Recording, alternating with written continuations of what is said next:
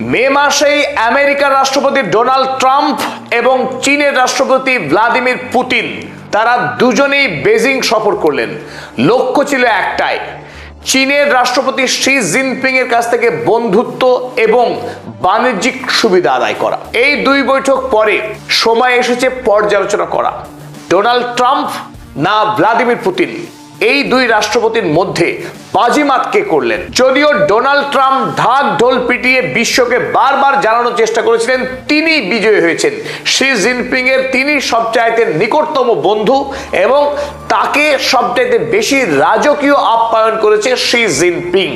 এমনকি তিনি এও বলতে ছাড়েননি আমেরিকার কোন রাষ্ট্রপতি কোনোদিনও চীনে এসে এইরকম আতিথেয়তা পাননি। কিন্তু আমরা জানি ডোনাল্ড ট্রাম্পের চীন সফরে অশ্বডিম্ব প্রসব করেছেন, অর্থাৎ ঘোড়ার ডিম নিয়ে বাড়ি ফিরেছেন ডোনাল্ড ট্রাম্প। কিন্তু ঠিক তার 5 দিনের মাথায় বেজিং এ রাজার মতো আগমন ঘটলো রাশিয়ার রাষ্ট্রপতি ভ্লাদিমির পুতিনের এবং তাকে ঘিরে চীন সরকারের যে উৎসাহ, তাকে যে উচ্চ পর্যায়ের আতিথেয়তা এবং অভ্যর্থনা জানানো হয়েছিল তা সত্যি চোখে পড়ার মতো। এবং ভ্লাদিমির পুতিন যে আদরটা পেলেন বেজিং এর কাছে তার তুলনায় ডোনাল্ড ট্রাম্প একেবারেই সাদামাটা, একেবারেই নগণ্য। আজকের এই ভিডিওতে আমরা আলোচনা করব ডোনাল্ড ট্রাম্পের তুলনায় ভ্লাদিমির পুতিনের চীন সফর বিশ্ব রাজনীতির ক্ষেত্রে অনেক বেশি গুরুত্বপূর্ণ।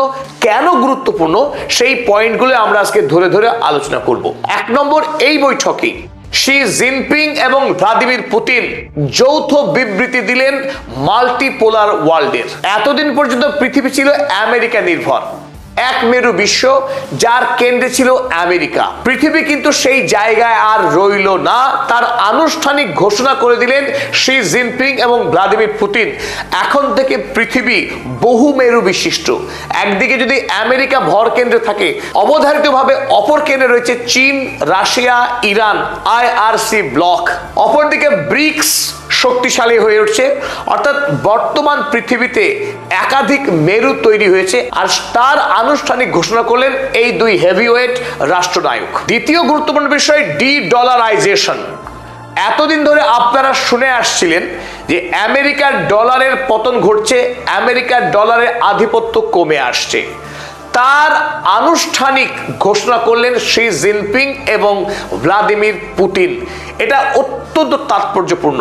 মার্কিন সাম্রাজ্যের পতন সেদিনই হবে যেদিন আমেরিকার ডলারের পতন ঘটবে। আর সেই ডলারের মৃত্যু ঘন্টা বাজিয়ে দিলেন বেজিং এ দাঁড়িয়ে ভ্লাদিমির পুতিন এবং শি জিনপিং। এবং তৃতীয় গুরুত্বপূর্ণ বিষয়, এই মুহূর্তে পৃথিবীর সবচাইতে বড় দুটি যুদ্ধ, একদিকে আমেরিকা এবং ইসরায়েলের সঙ্গে ইরানের যুদ্ধ, অন্যদিকে রাশিয়ার সঙ্গে ইউক্রেনের যুদ্ধ।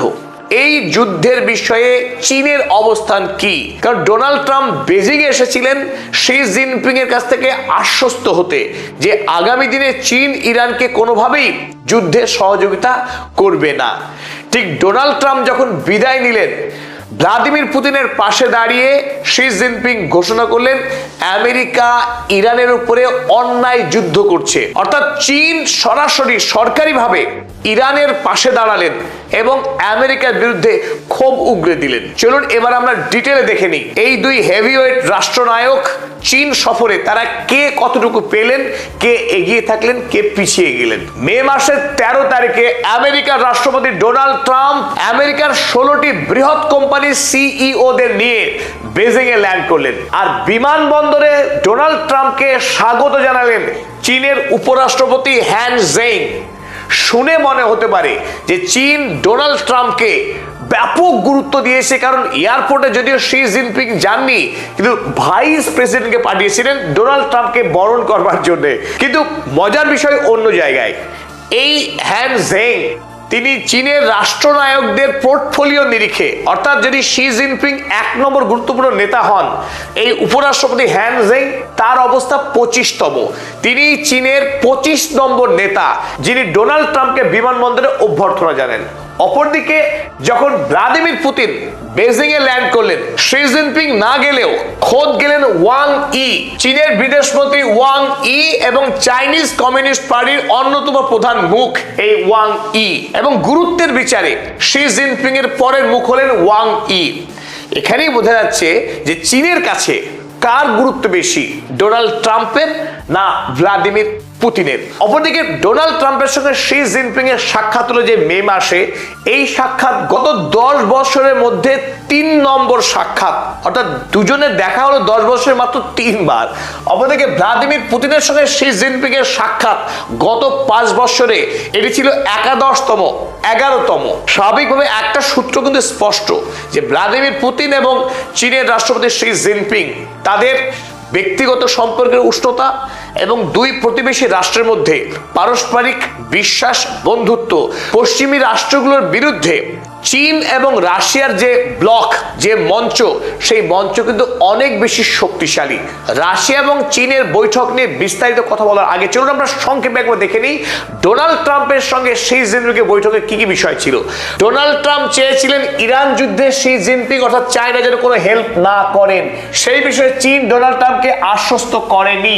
2 নম্বর, ফাইনালাইজিং উইপেন সেলিং টু তাইওয়ানকে অস্ত্র বিক্রি করবার জন্য বিপুল পরিমাণ টাকা ইতিমধ্যে আমেরিকা নিয়ে রেখেছে, অস্ত্র দিতে পারেনি। তো অস্ত্র দেওয়ার অনুমতি চেয়েছিলেন শি জিনপিং এর কাছ থেকে, সেই বিষয়ে শি জিনপিং আমেরিকার সঙ্গে কোনো কথা বলতেই রাজি হয়নি, সুতরাং সম্পন্ন হয়নি। 2 নম্বর, রেয়ার আর্থ মিনারেলের সাপ্লাইকে একমাত্র ডোনাল্ড ট্রাম্প নিশ্চিত করতে পেরেছেন। অপরদিকে making lots of trade deals with US companies, আমেরিকার 16টি বড় কোম্পানির সিইওদের নিয়ে এনেছিলেন ডোনাল্ড ট্রাম্প চীনে। লক্ষ্য ছিল চীনের সঙ্গে একাধিক গুরুত্বপূর্ণ বাণিজ্যিক চুক্তি করা আমেরিকার, সেই চুক্তি সম্পন্ন হয়নি। কি পেলেন তাহলে? এগ্রিকালচারাল ডিলস, শুধুমাত্র চীন আমেরিকার কৃষকদের কাছ থেকে কিছু কৃষি পণ্য কিনতে সম্মত হয়েছে। তবে তার তুলনায় ভ্লাদিমির পুতিনের সঙ্গে শি জিনপিং এর বৈঠক বহুগুণ বেশি তাৎপর্যপূর্ণ। কেন? চলুন দেখি এবার। ভ্লাদিমির পুতিন এবং শি জিনপিং এর বৈঠকের সবচাইতে বড় প্রাপ্তি হলো ডলারের মৃত্যুকে নিশ্চিত করা। গত 1 বছর ধরে চীন এবং রাশিয়া